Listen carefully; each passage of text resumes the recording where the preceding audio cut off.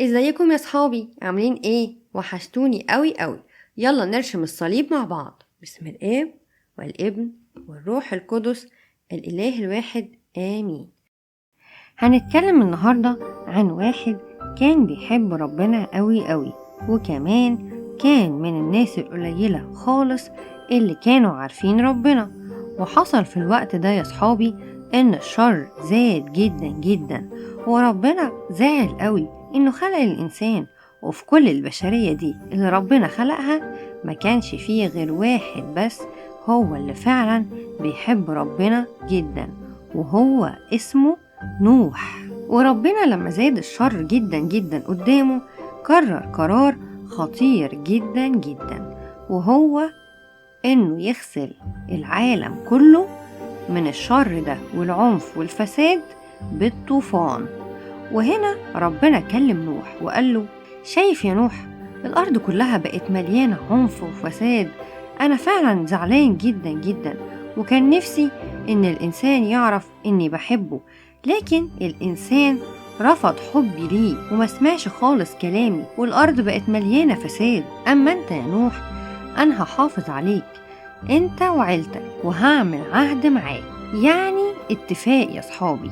والاتفاق كان: لو انتم عايزين تعيشوا اعملوا فلك اللي هو بيكون شبه المركب، لكن ده ضخم جدا جدا جدا، واعمل الفلك ده يا نوح حسب المواصفات اللي انا هقولك عليها.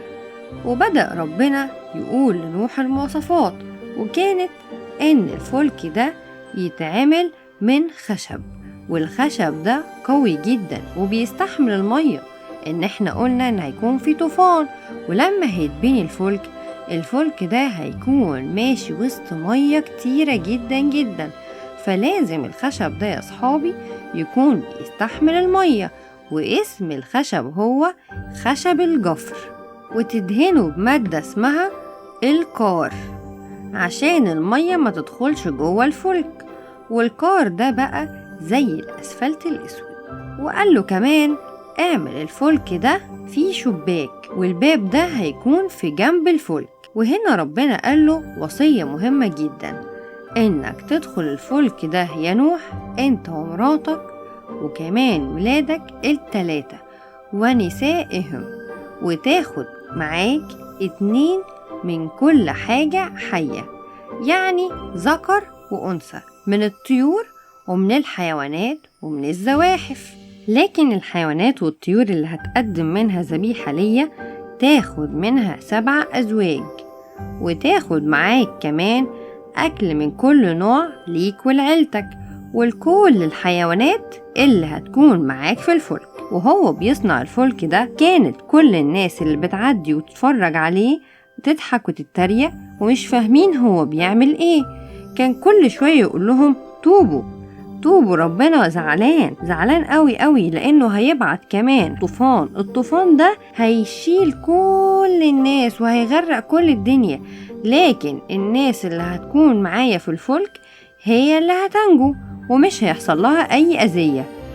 وبرضو كانوا يا صحابي عمالين يضحكوا ويتريقوا عليه ويقولوا له: يا عم ايه اللي انت بتقوله ده؟ طوفان ايه؟ هو في حد يعمل كل الفلك الضخم ده؟ ما انت شايف اهو ان الجو حلو جدا وما فيش اي حاجة، ده حتى الشمس هي طالعة. وفضلوا يتريقوا عليه وهو محدش عايز يسمع خالص. نوح كان فعلا زعلان، لكن ربنا شاف قلب نوح وقال له: خليك يا نوح ابني في الفلك، وانت امين وسمعت كلامي، وهحافظ عليك انت وعيلتك، وكلهم هيكونوا بخير طالما هتسمعوا كلامي وتدخلوا الفلك.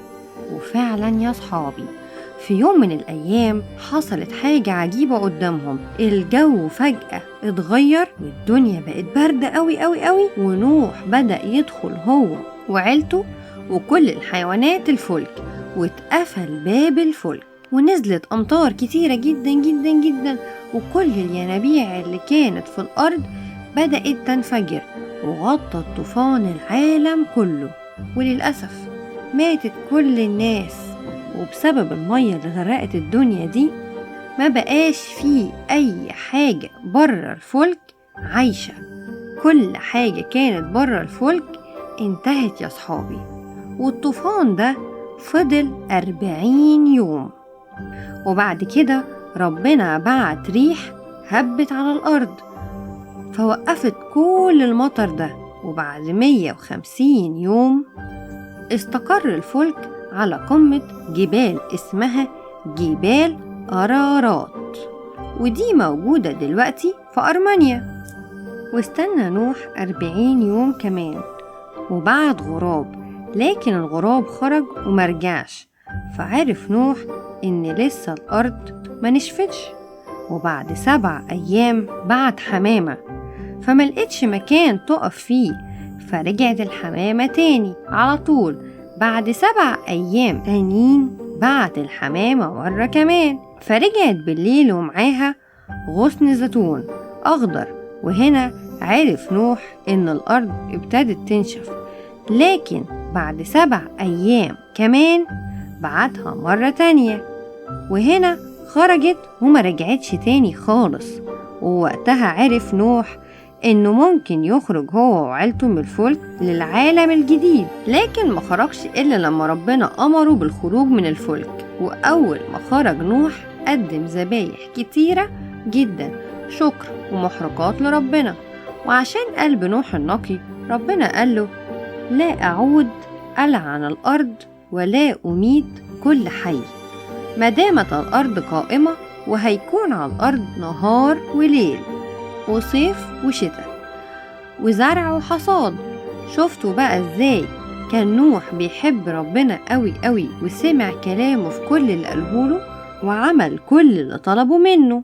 احنا كمان يا صحابي عايزين نتعلم اننا نسمع كلام ربنا في اي حاجة بيقولها لنا، وان دايما بيختار لنا احسن حاجة. الآية: ينبغي ان يطاع الله اكثر من الناس. الشاهد: أعمال الرسل 5:29. والكلمة القبطي كنيسة يعني إكليسية. نتقابل في قصة جديدة. باي باي.